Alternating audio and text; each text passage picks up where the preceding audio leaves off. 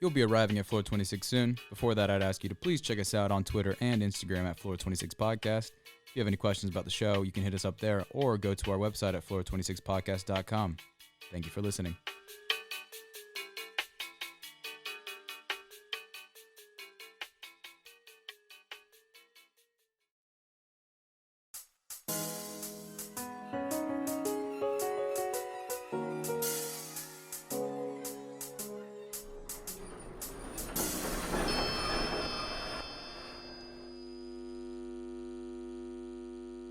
Welcome, everybody, to another episode of the Floor 26 Podcast. My name's Adam Duffy, and I'm joined with my co-host, Parsa Pahlevankhah. What's going on? And Terez Hill. Hello, everybody. I'm Terez. I'm from Detroit, and I'm a freshman at Tennessee State University with a major in healthcare administration and a minor in marketing. Awesome. My boy. And today, we're going to be talking about a few different things. We're going to be talking about the Unrest in Kenosha that went over, that's gone over the past couple weeks, over the past week since Jacob Blake was shot. We're also going to be talking about a few more existential things, you know, why we wanted to start a podcast, why we're here, things like that. So I guess I'll get it started. I think we've all probably been keeping up, at least in some parts, with what's been going on with Jacob Blake. And, you know, it's hard to find a place to start exactly, but I think the place we could start off first is I think before we get into the actual subject matter, I think one thing I want to mention is that sort of how especially people our age, or at least the people I follow on social media, how we talk about it on social media, and I kind of wanted to, I guess, touch on How it's pretty widespread. Like, we all know about it. Well, like, not like that. I just want to talk about how the way we talk about things on social media isn't conducive to any sort of like progress. Like, it's not helpful the way we talk about these things. I get it. I do this a lot where I'll go through my Instagram and I'll like just go through posts and sort of mention things to myself on why that's not a helpful way of spreading information. I mean, it spreads it, but like it's hard to see progress in it because nothing happens from it. And I know I'm not the only person that feels this way. Like, that's pretty much how I found out about all of this, is through Instagram stories with all the reposts. But I see the small picture. The bigger picture is kind of hard to see, if you know what I mean. Yeah, that's a good way of putting it. You know, it's just the information that surrounds such an immense and such a and a topic and an issue that is so, you know, tied to our country. Like, there's so much to break down with it, and like our social media platforms are just not the correct place to like put in that information. Because I mean, most of the information that's spread about these issues is through, you know, exclusively like on Instagram, at least it's through like Instagram stories, like reposts of posts. That's what you see, you know, like a person will repost 10 different posts about an issue, and, you know, all of them are just like these small blocks of information, just a few words, maybe like a sentence or two, and they just give the information that they give is so shallow and does not, you know, paint a clear picture of what's going on, and it spreads, or at least it has the risk of spreading, and it is spreading, you know, dangerous misinformation about these subjects. And I guess we can, you know, give an example with Jacob Blake. I think over the past few months, obviously, we've had a lot of problems with the interactions between police and citizens. And, you know, like with each one, there's a problem of misinformation being spread online. With this one, I'd say with this one, I didn't follow it as much as some of the other ones at first. Honestly, for this one, there isn't that much information. Like, for the most part, like, they say that he was breaking up a fight, but I haven't had that like confirmed. And that's the thing where people are sort of taking, just because, I mean, it starts somewhere, but for the most part, it's sort of a progressive thing where, like, you see the post that he was breaking up a fight. Like, if you get all your information just from someone else's like Instagram story, and then you only base that you only use that information to spread more information about it, then you're falling into a pretty vicious cycle of misinformation. Wait, just a quick disclaimer before you start. We're not saying that like the shooting at all was like what you know what I'm trying to say. I know, I understand. I like, don't want to. I only desire to like seek the truth and these sorts of things, and I know that just by saying anything counter to what most people say, like our age online, just by saying anything that goes sort of against that, it triggers, man. It's definitely gonna trigger. A bomb waiting to explode. It's an analogy I say where I say that like on all these issues, I'm very like in the middle about it. Or I try to find like the objective middle ground between these sorts of topics. But when like the whole like Overton window of these things are pushed in one direction, when you're in the middle, it looks like to them that you're like all the way on the other side. Yeah. But like but in the big picture, you're actually just trying to be as neutral as possible. But not everybody sees it for the big picture that it is. Everybody's, of course, is going to have their own intake of everything that happened. And then, we also have to keep in mind that our generation, we are very stuck on social media. Mm-hmm. So that is, to some people, that is the only way that they will be able to get there, that they feel as though they're playing a role in making a difference or getting information out to other folks. Mm-hmm. Even if that means that they are missing the bigger picture, in which some people have, because like you said, they make certain comments on Instagram. Like I think one girl made a comment on Twitter, no offense, but she was of a lighter color. And she was sort of kind of made the assumption, like, why is he running away? Like as if he was doing something wrong on his behalf. You know what I'm saying? Mm-hmm. So it's always that sort of kind of miscommunication that does always occur on social media versus everybody seeing what it really is and what really took place. Mm-hmm. That's a good point. I guess we can sort of break down the whole thing because right now what I see is that we have a really complex and nuanced situation, and everyone online is sort of just pasting over this like stamp over the whole issue that that doesn't give you enough information, sort of like a sign on a door that tells you what's inside the room, but what's inside the room is completely is a lot deeper than what the sign could. It's so much what the deeper. Sign could explain. So I want to break it down. Is we were looking into some news reports and some DOJ reports from Wisconsin, and I want to go through sort of the whole current of events as we know them and sort of see, because at each one of these sort of elements in this case, there are situations that build upon each other to lead to sort of what happened. And so I guess where we start is we were looking through the reports, and it said that the police that were called because like the dispatcher told them it was a domestic dispute. Mm-hmm. because a man was at their ex-girlfriend's house and causing disruption, so they called the police. Mm-hmm.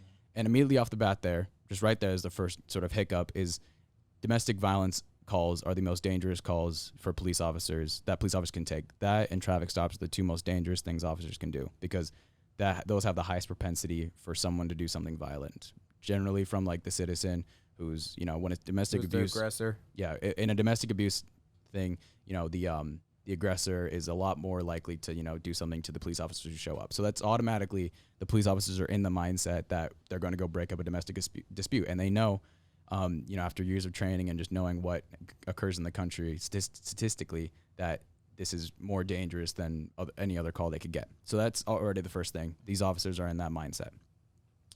A few more things.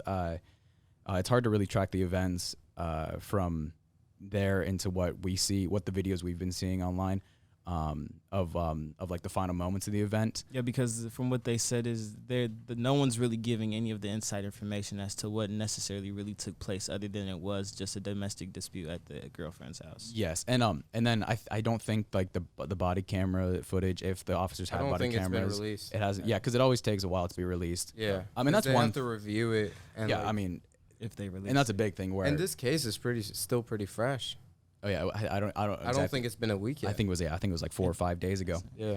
And I think that's another big problem, is that we play, like, I guess, judge on these things like immediately after they happen, and we don't wait for like the strict evidence of any sort of injustice before making our assessment, and then you see what happened with the rioting. We don't wait for like the full picture before making our decision, which I think is just off the bat not a good thing to do. But I feel like you're personally like speaking on a more general level compared to just this one case, because I feel like for this case, it just could have been handled better. It definitely could have. Because, okay. Well, we can keep going with like sort of a deeper analysis, and I can explain to you, I can present to you like my idea of how it was. I think it was handled poorly by the officers, and I think we can keep breaking it down. But from what we know is that once the officers arrived and Jacob, he started to act non-compliant with the officers.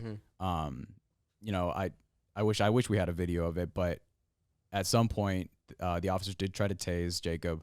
The taser was deployed, but it did not catch, which means it didn't subdue him at all. Which happens in a lot of situations like that. So like that's another thing with like the domestic dispute is like when you're like officers know going into this that there's like a 50-50 chance that your taser is going to work on a person or not. And so that's already I think a thing that I think is good information for anybody to have, to understand that, I think you see a lot when people talk about this of why the officers didn't use, less than lethal methods on Jacob was because, or just anyone, is because as their protocol is right now, I'm not saying it's a good or a bad thing, but as it stands right now, their protocol tells them that as soon as their taser or less than lethal method doesn't work, they have to go up to the next level because that's what their job is. And so it's not necessary. I mean, yeah, we can talk about if it's not necessary or not, but that is what it is right now. And so, like, if we want to talk about it, then we should talk about it. But that's how it stands. After the taser was deployed, that's when the officers all they ratchet their level up, and that just creates a lot of problems. Especially since I think another big thing is that in all these cases, I don't think our officers are, for the most part, trained effectively in these situations, in lethal situations or de-escalating lethal situations. Okay. How many cops were there? Because I saw like around 3. I want to say I saw 3 to 4. I believe it was 3. It was 3. From what the video showed, there was only 3 of them. Okay, so there's 3 cops. One uses the taser. I know the other 2 got a taser.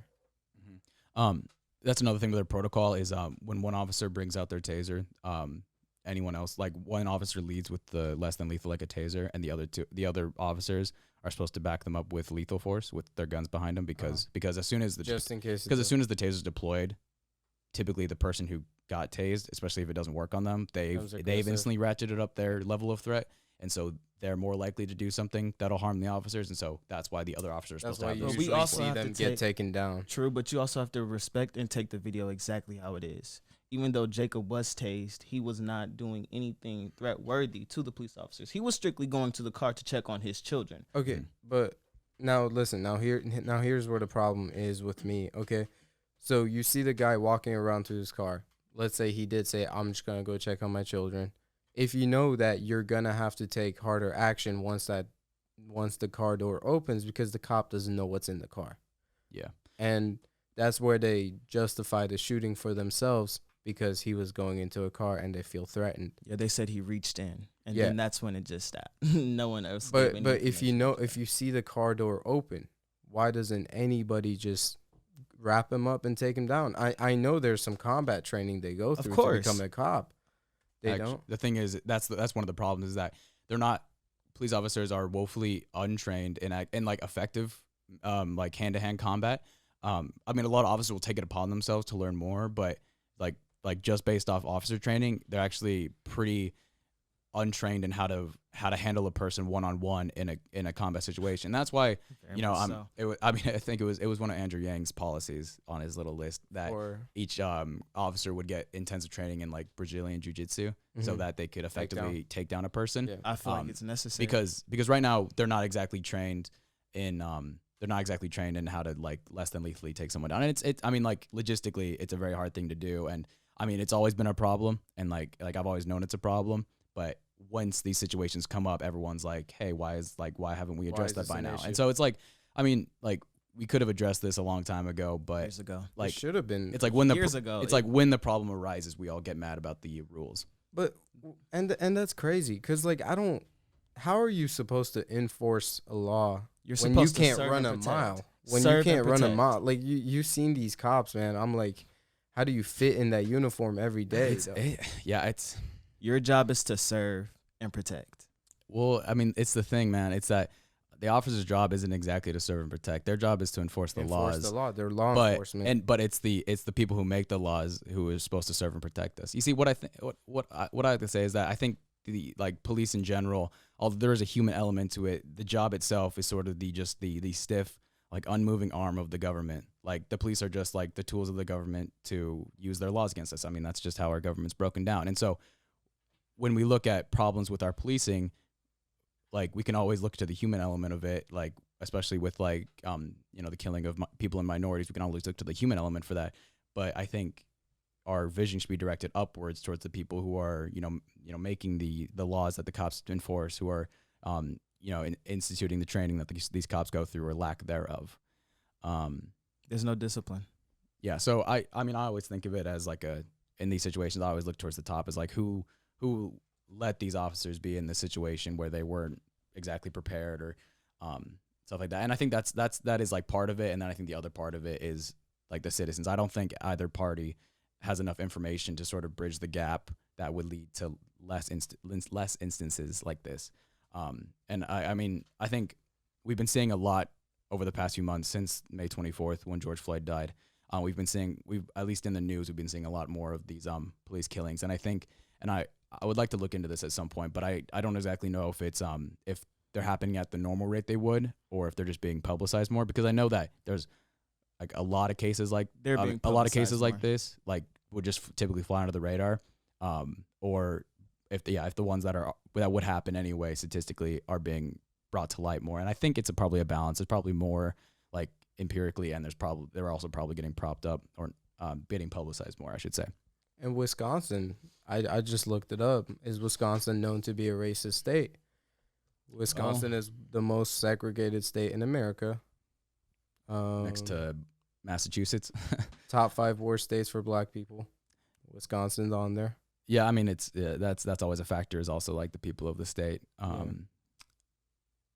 kind of. Oh yeah, I was gonna say it's like I think another thing we can do, like I'm working on both ends, trying to bridge the gap between our government to our police and then us to our police, is by getting more information about police protocol and like how they're supposed to do their job, while at the same time trying to change like what their job is. Because like we have what their protocols and what their training is now, and we should like at the same time be trying to fix their rules while trying to understand the rules they already have.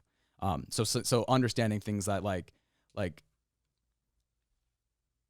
not saying it's a good or bad thing, but as the law stands, like this shooting may very well go by as justified by the Department of Justice of Wisconsin, because the officers did act by their protocol. And I mean, I guess personally, I would say that is a bad thing, that I think those Mainly rules should be he's changed. black. I mean, I think I think any police officer killing any American is something that we should look towards and try to find the reason why and change it. I feel like it's just like you shouldn't be scared of the cops. And that's what's happening now. Everybody's like scared of cops. And like I remember it was like a long time ago. This was probably like, I want to say I was 15 turning 16, because I haven't had my own license yet. And it was me and my friend. We were just driving home. And I think he either had a headlight that was out or a taillight that was out. And we turned right into my neighborhood, and we immediately get pulled over by the cops. And this was my first interaction with cops. So I remember I'm scared. I'm like shaking. I'm like, damn.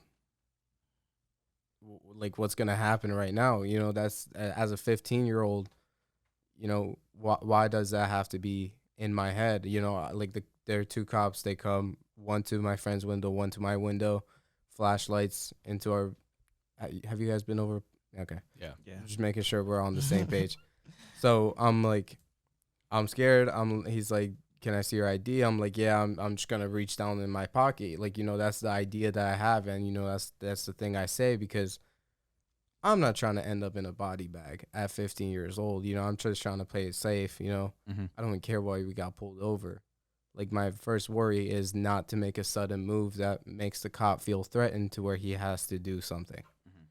And I feel like that's like every time I've been pulled over, like I've had the idea in my head. Like I immediately tell my friends, don't say anything stupid. Like don't do anything that you don't have to do. And that's just like the fear. Whatever it takes to get home, though. Yeah, like Comprehend. and it's hard to like, to think about it because you don't think about it unless you're in that situation. And when such an authority is on my head, I'm gonna respect the authority because I know whatever I do, they can immediately, take care of. Yeah, they have the power. Yeah, they have a lot more power on me, and I'm gonna respect it, whether they are in the right or wrong, and that's why there are court cases. And I've just never thought about doing anything stupid because I know my place. Yeah, and I do think that I think when I said that, I think these cases of citizens being killed by police have been like not only being more publicized but also increasing. I think that does have to do with like the relationship between citizens and police deteriorating, where citizens are more and more, I think, disrespecting There are a lot police more officers, and like they're like, and I'm not going to say it's without good, justification. Like I understand why you wouldn't trust police officers after what's happened, even though I don't think it's fair to paint all police officers with the same thing as the acts of individuals. And I can see why are terrible. I can see why on a general level you may not obey police officers like in certain situations because of what's happening. And I think both of those things, pulling away from each other, leads to more incidents like this. So I do think that in some ways Jacob Blake was probably like in a time where police were like more respected and they were more understood. Maybe the situation would have gone differently. Yeah, and I feel like it was just a horrible time for him to just even think about going to walk to his car because of everything that's going on. Everybody's on high alert. Everybody's, That doesn't justify anything that they did, though. Yeah, I mean, it doesn't, but I'm just saying, like, overall, it gets really publicized, which is good. We all want justice for him, for him to, for this to get settled how it should. And it's just, how do I? It's a very touchy situation. It's like every word I'm trying to get out is like I'm trying to make sure I'm saying the right thing. Yeah. I mean, that's why I think that's why we're here. Sitting down talking. It's such a touchy situation to really go in depth about because you have to think of, like you said, Adam. You also have to think of what the police officer's protocol is, right? And what their duty is when they are on the streets and when they do have to walk into a certain situation, right? But you also have to also consider the fact that he was a citizen. You know what I'm saying? You also have to look at it. It's too touchy to really go in depth about, considering that we don't have all the information that we need as to what necessarily took place in between the time period of them getting there and Jacob getting to his car. I appreciate that. Yeah. So when you really look at it, it's like, okay, I don't want to lean too much on this side. But then again, I also can't just sit here and say that everything was okay because I don't know 100% if it was okay. But at the end of the day, if you take a step back and look at the bigger picture, where you look at where Jacob went wrong and where the cops went wrong, shooting 7 shots at him into the back and letting him get that far, like it to me, like when I look at it, I'm like, it could possibly be a bait, like why do they have to let him? They're all grown men. I'm sure, like, you don't have to be trained in combat to wrap somebody up. No, to wrap somebody up. Mm-hmm. And I mean, that's just like, we say just wrap somebody up, and maybe like we always think like if I was an officer in the situation, maybe I could have done that, but we're also never in that spot. Like, yeah, I was saying like I like really thinking about it, like if I thought like, I think I could subdue this guy, even though, and one, because I mean these steps of escalation don't really have a build up, they sort of just jump levels where like the situation was fine, the officers didn't feel like they needed to apprehend him or like needed to get physical with him, which is a good thing because if they had gone physical with him, like being on the ground, that's also a dangerous spot to be in.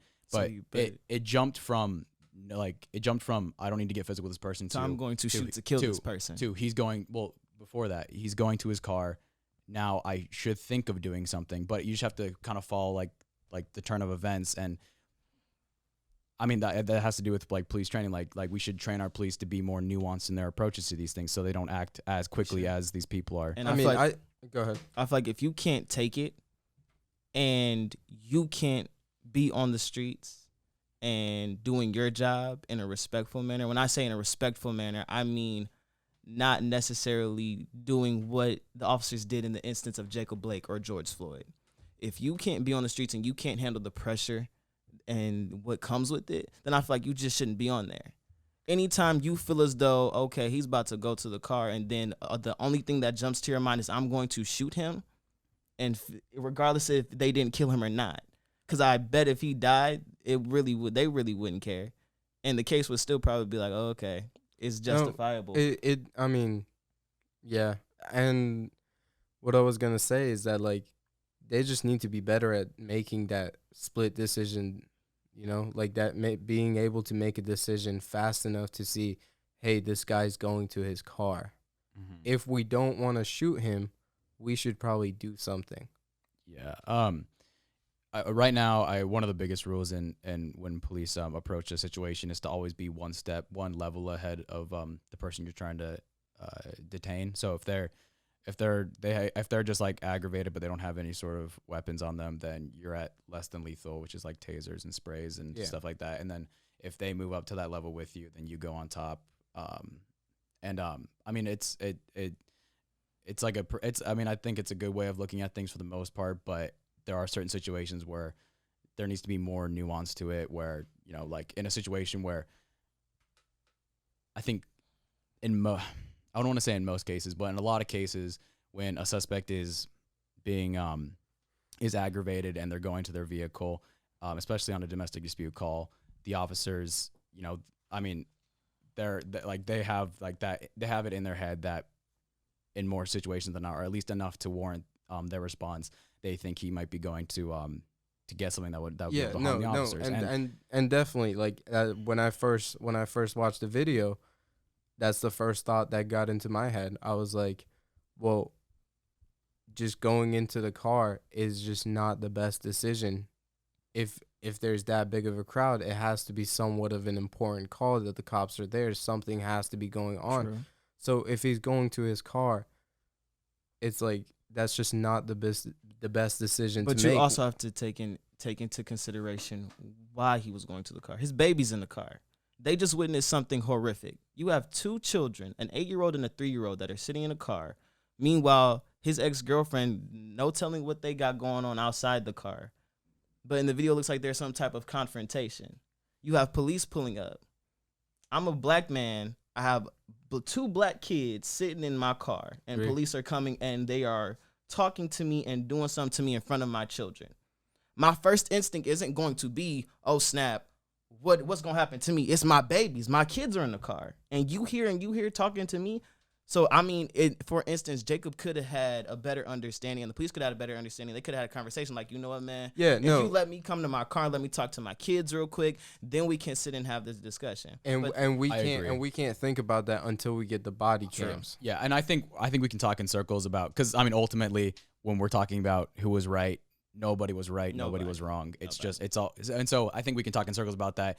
But I think what we can sort of finish that topic up with is the idea that the response online from people our age is to automatically go all the way to one end, and to not give any sort of ground or middle ground, because no one's viewing the bigger picture, and to only say that since something happened, that like intuitively, like naturally, seeing someone hurt like that, our natural response is to go to like the person who caused that is in the wrong.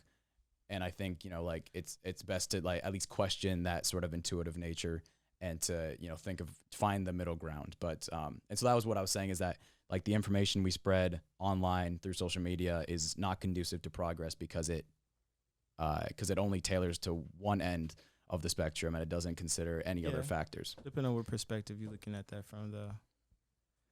How so? Because when you do take into consideration the bigger picture, and you do take into consideration that people are sharing this because of the movement Black Lives Matter, right? Yeah. So you have that. You already have that installed in your mind. Okay, I see almost every day a new black individual, a new minority person in the minority group getting shot, killed, or in some type of way mistreated by a police officer. So you see that, and now it's already construed in the American people's mind. Oh snap! It's another Black Lives Matter type thing. It's another racist, prejudiced officer attacking a black person. So then you have those people looking at it from that point of view, and then they're posting it, and then it gets misconstrued over social media. You feel what I'm saying? So then it depends on the perspective in which you're looking at it from. Yeah, no, I totally get that, and it's just like I feel like people are really because I don't want to pick a side with the Jacob Blake at all because it's really easy to pick a side. Oh yeah, it is. You're either for the person or you're with the cops. It takes a lot less thought to not pick a side. It takes a lot less effort on your part to not look into it and actually stay really in understand. And the reason I'm not picking a side officially is because I see where both sides went wrong. And a lot of people just don't see that because they're so blinded by the immediate repost and the caption and they don't think about the bigger picture. Mm-hmm. I don't think they're going to, especially not from a black person's point of view. Because like they said in the DNC last week, there's going to be riots. There's going to be protests. Why? Because personally, I can speak for myself and I can't speak for all of black people, but I'm tired. I'm tired of seeing fellow citizens and people that look just like me on the news getting shot and killed and mistreated. You know what I'm saying? So when you look at it like that, it's like, oh snap, I'm on social media, I'm scrolling through Instagram, I see this dude getting shot. And now they're going to misconstrue it because now they're going to think of it like, oh snap, it's another racist police officer. You feel what I'm saying?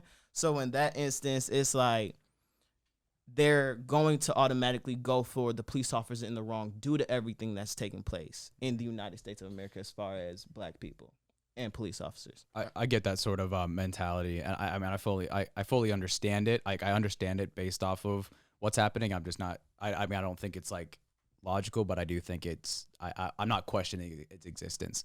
And I guess want to ask you guys, like, what do you think the balance should be in these situations between sort of like the anecdotal, like I think a lot of this movement is driven more by a mentality and horrific stories like the shootings of these people, Jacob Blake, and the ones that have gone through the past few months. How should we balance that with, I guess like the statistical evidence of like how citizens of our country are impacted by those in power, especially when it comes to policing.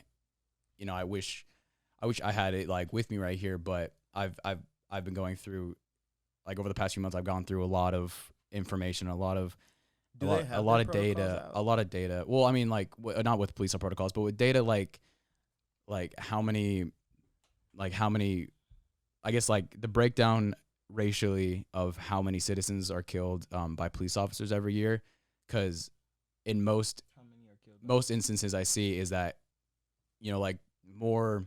How many are killed every year? How many? I forget the total number. Yeah. It's somewhere in the thousands, but every year. Yes. Police officers. Yeah. Well, it's somewhere. It's like in the low thousands. I think it barely citizens. goes. When police officers kill citizens. Oh, okay. I was like, there's no way thousands of cops die every year. No, cops is still decently high. I think. Yeah. I saw this like calendar thing where it was like every day that like every day of the year, like how many people have been killed like by police officers, and it's like 7 a day, and like I was like there's like 3 days with 0 kills a month, and like I was like that's crazy. And I wish I had it with me here, and I wish I could like present it to you better, but like a lot of information that I see suggests that people of either like other minorities or people who are white are killed at a higher percentage than those who are African American. And, I mean, you can go back and forth because, I mean, data at this point in our history is no longer like the objective truth. But if there is truth to that, then how should we balance our anecdotes of sort of this mentality that the police and that our systems of power in general are prejudiced against minorities versus like these different snippets of like data that suggest that it's, I guess, not from like the other side of that, but just somewhere in the middle. Because I do think that like the problem of racial injustice is a problem in our country that needs to be rectified. But I don't think that, I mean, I'm just in the middle between those two things where I'm not all the way for, just seeing a video of a man being killed by police officers and instantly assuming that that's a problem with the entire system. But you also and then balancing it with what the objective truth is. Because I don't look at a statistic that says that white people are killed at a higher percentage than black people, and I instantly assume that there's no racial injustice in our systems. And then I don't look at what I just mentioned, the other side. I'm trying to establish a ground in between those two.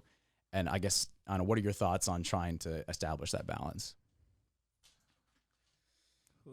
I wish I had a whole episode. Because I'm gonna have to really sit. And I feel like it's just the basic thing of you don't need to do more than you have to. You don't. Like you don't have to stay on George Floyd's neck for how many minutes? 8. You don't need to have your knee on his neck for 8 minutes. You have him down. Where's he gonna go? He somehow gets up from his stomach with handcuffs. Where's he gonna go? And it's how many officers was it that day? There was 3 or 4. 3 or 4? 3 or 4. I think it was 5. It was really? Yeah, because there was a couple standing behind him Yeah. too. So you have that many people, like you said, Parsa. You have that many people, and you still feel the need to stand on his neck with your knee to his neck. Well, once again, that was probably the worst. Like, seeing that video was probably one of the worst things I've seen in my entire life. However, it's also another anecdote that not an anecdote. I don't want to say it's an anecdote because, and all anecdotes are just part of statistics. But I guess what I want to say is, like, we're getting back into like the nitty gritty of like how police should be trained and how they should approach situations. And I was thinking maybe more on like a larger level, like the movement we have going on here, all of the rioting and the protesting, like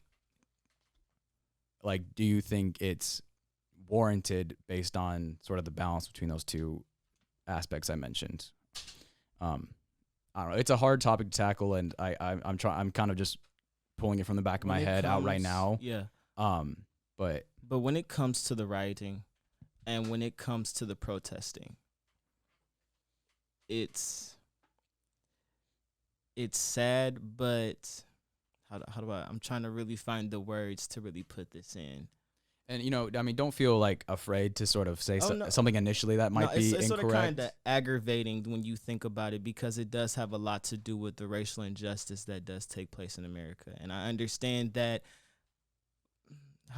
So Trump the other night used rioting and stuff, and he basically referred to them as a violent mob, right? But he did not give respect to the reason as to why there are riots, why people are protesting. And it has multiple amount to do with racial injustice, like you explained. And during these protests, and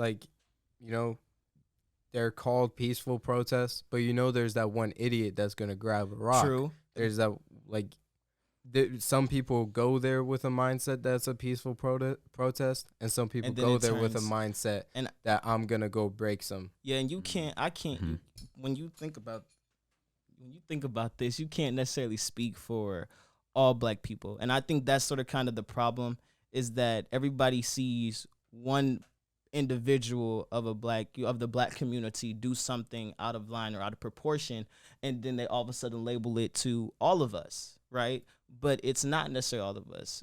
I think we're just more so tired of everything that's going on. You feel me? So certain people, certain young people, I can't speak for all young people. I do know there's certain younger people, certain, middle-aged people do feel the need that violence is going to solve some of these problems. And that is sort of kind of where the looting comes in. But then again, I feel like it's sort of kind of wrong that the government, the police officers, they take that and then they apply it to all black citizens.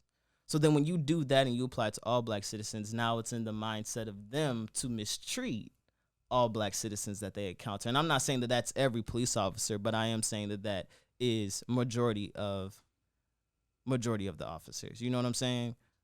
So you're saying that since like certain people in power are taking like the situations of, what one black person does and applying it to all of them, it's creating, it's sort of pushing the needle into a position where these situations happen more effectively. And so if a police officer acts poorly to a black person, and then like because of those in power, twisting it in their own way, black people as sort of a whole group begin to treat officers differently. Yes. So and it definitely goes hand in hand, because us as a black people, and we only see our people, I don't want to say our people, and we only see people of our same complexion on TV are the ones that are getting hurt and getting mistreated by the government, by police officers, or we're lacking out on healthcare benefits. But we don't see it when it comes to people of a lighter complexion. You don't see every day on the news that a white man's getting mistreated by an officer, or a younger white boy is getting shot or killed or mistreated. You know what I'm saying? You only see black people. No, there was another video which like I just thought it was hilarious, because it was this white guy, and I don't know if you guys saw it. It was another Instagram repost. It was like how the cops from that area in Wisconsin like treat white people. And, like, this guy was just on a rampage, man. I'm telling you, like, he was fighting the cop. He started chasing the cop at one point. And, like, the cop tried to tase him. Didn't work. And at some point where he chased off the cop, he comes back. And I think he got in the cop car, man. Dude, I've seen that. That video is crazy. I've seen that. And that's where I don't know what video you're talking about. I'll have to I'll try and find it for you before we leave. I guess what TJ said, I think there's a few things to break down with how we see in the news, like how the news, which is our sort of like the main source of information for our country, slowly being overpassed by social media, how it presents, like how it distorts the reality of what's going on. So, I mean, like I said, if there is truth to the idea that more white people, percent are killed by police officers, by percentage of population, but you see an overwhelming majority of these reports on television being of minorities being harmed, even though it's happening at a lesser rate. Do you think that could be a problem with the news and how they're trying to abuse that statistic to their advantage? Because, I mean, I'm trying to formulate the thought. It's that, one, I mean, I don't trust anything that, for the most part, that most news networks would say about any situation. But that's the whole thing. If you don't trust the news and social media isn't as reliable, like where do you Well, like I said, when I was trying to look into Jacob Blake a little bit, I like both CNN and Fox News were taking things from the Wisconsin DOJ's report, the Department of Justice's report of Wisconsin, and like if they're both pulling from that source, and I was reading the paragraphs, I could already see like the different tones that they were taking, the different like approaches they were moving of the same situation. CNN and Fox 5?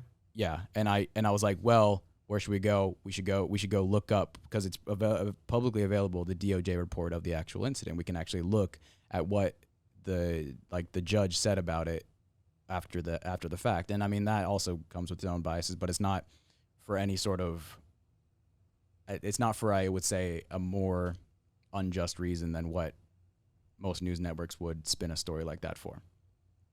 They do spin the hell out of a story too.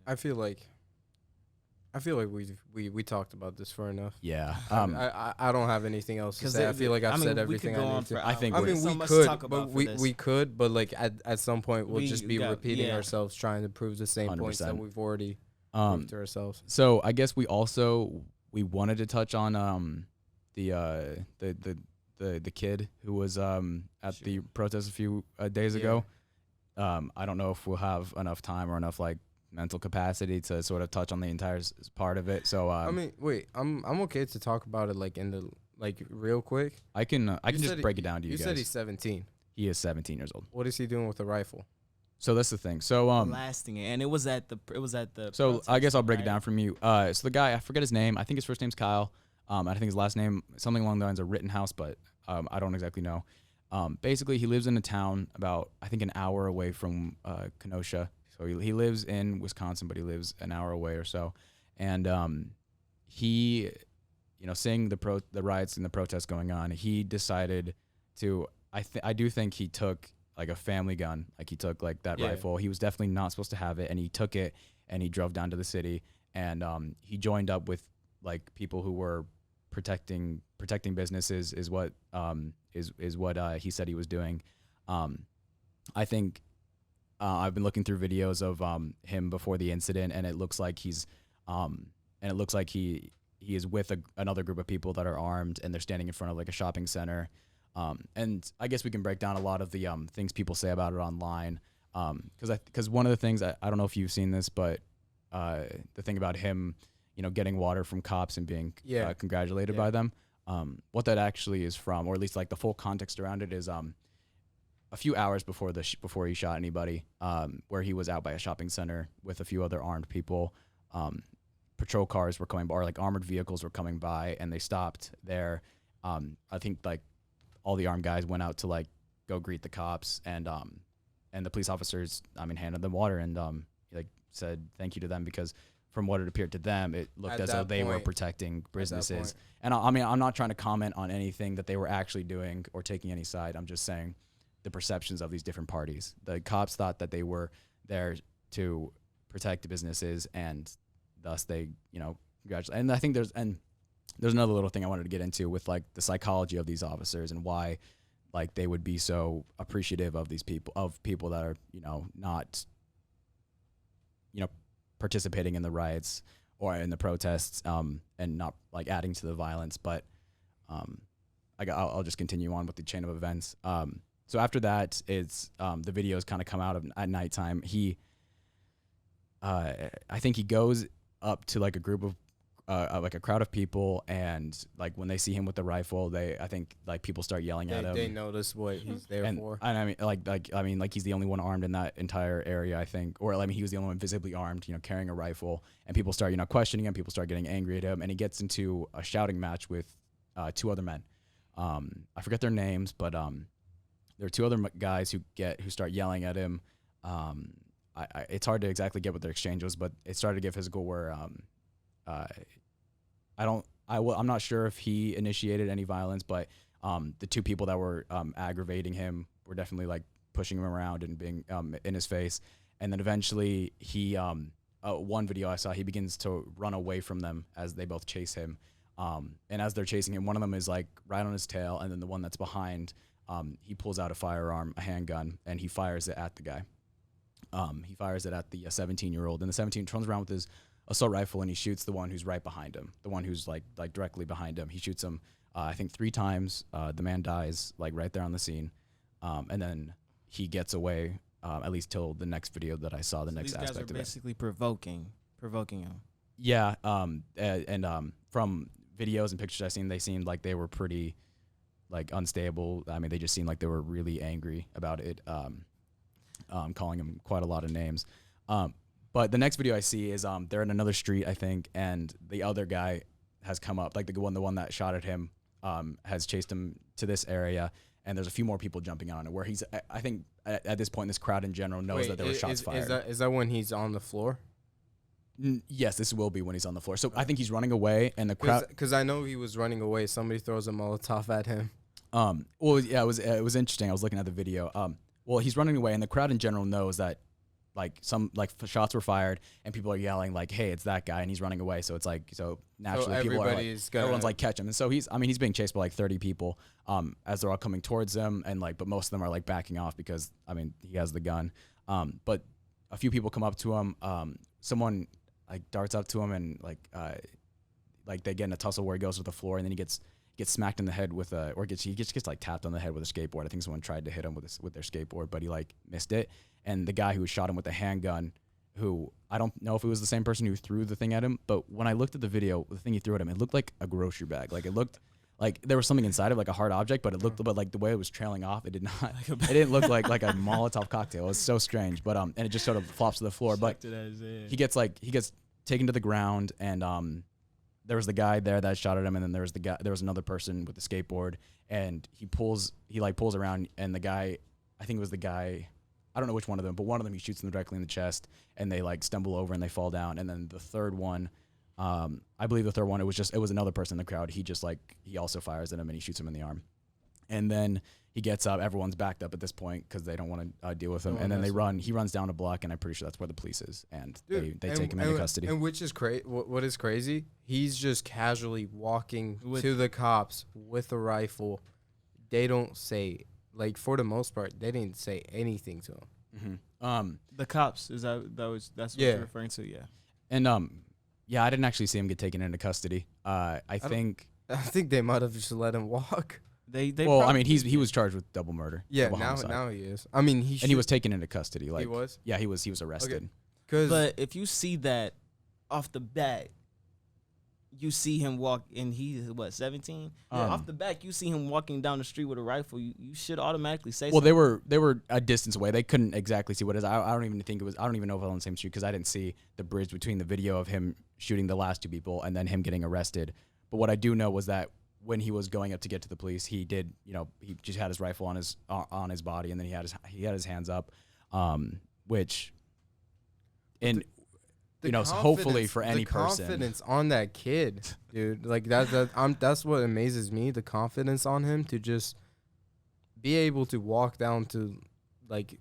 I don't think he was logically thinking. Like with a rifle. I couldn't imagine 17-year-old me shooting three people. I don't think he was and then just walking down casually. Like. But when you go to an event like that, you have to keep in mind. I think he was really like psyching himself up to do that, and so when he was there, I guess he was just in the mindset. But I mean he was being attacked, and he shot three people, which is crazy. Yeah, he's been arrested and charged with murder. So is that self-defense or murder? It was murder. Both. Okay, Well, I'm not saying both 50-50. I'm just saying it was both. It was both. I don't care about what percentage.